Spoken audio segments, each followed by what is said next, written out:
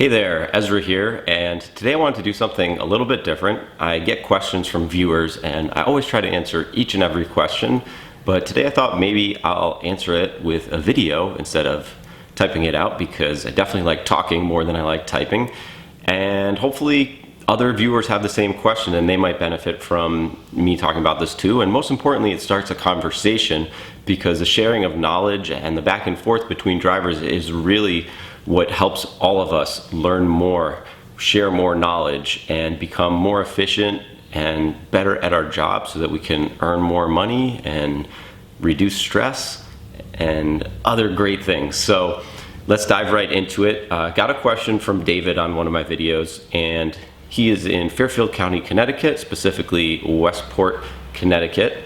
And David asks, I arrived to pick up my rider to then find out the trip is 45 minutes to the middle of nowhere with no chance of getting a rider for the return to my home area. How do you cancel them? So great question, David. This is one of the biggest challenges we face as rideshare drivers, because although the job is marketed as extremely flexible, work when you want, the truth is that you never know where your next ride is going. So the flexibility might not be all that it's hyped up to be. For example, if I want to just work for 3 hours, I live in Los Angeles. If I want to just work for 3 hours, I can't really commit to that without also committing to having some dead time, because say I start over here, I'm in the Santa Monica area by the beach, and say my next ride takes me an hour in the other direction. And then, all of a sudden I'm an hour away from home and who knows where that next ride is taking me. So the flexibility isn't really all that it's hyped up to be, like I said, but there are ways that we can use the tools that we have to really limit these situations and make it flexible for us. So I noticed you're in Westport, Connecticut, which seems like a smaller city. It looks like there's just a number of small cities around you, like Bridgeport, it looks like is about 20 minutes away, and I would imagine that's the closest bigger city. I'm not sure where you would go to get your rides if you have enough in Westport, but you said you did 9 and 4 hours on your first day, so that's pretty good that you're getting that type of volume, because I wasn't really sure what to expect in your city. And by the way, David and anyone else, more than just talking about your question on this video, I'd love to speak to you one-on-one. You can always call me. Let's definitely set up a time to talk, because I'd love to help you in any way I can. Learning more about your situation will help me help you even better and share knowledge that I've acquired over the years. But to answer your specific question, you don't know where the next ride is going. Uber has the information blind to us as drivers because they don't want us to cherry pick rides and only take the long rides or only take rides that are going in the direction we want to go into. So that information is not available to us.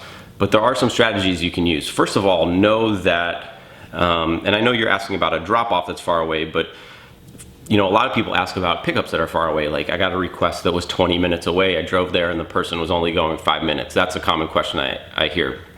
And one thing to know about that situation is that with Uber, your acceptance rate, no matter how low it goes, cannot lead to your deactivation, meaning they're not gonna remove you as a driver based on your acceptance rate. And that is in their published deactivation policy, which I can link to.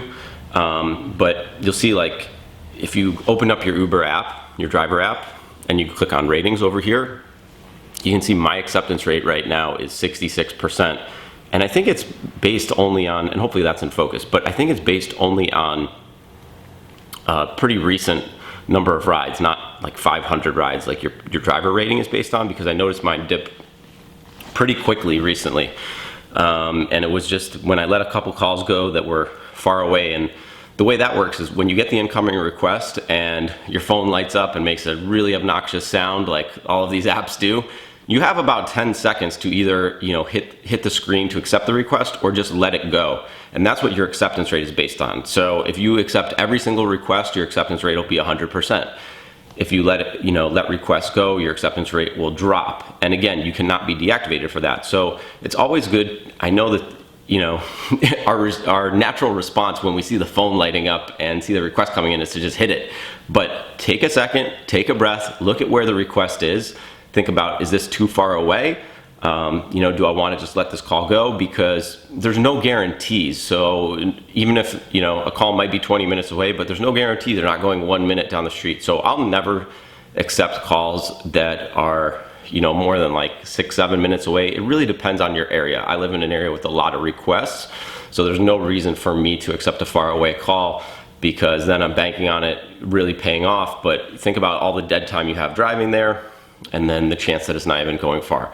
So hopefully that helps somebody out there. I know that didn't answer your question specifically, David, but I wanted to get to that now because I wanted to answer the question you specifically wrote in about. So with the situation you wrote about where you arrived to the pickup, which I assume was probably close to you, and then it turns out that the destination was 45 minutes away, it's a tough situation because we're blind to the destinations.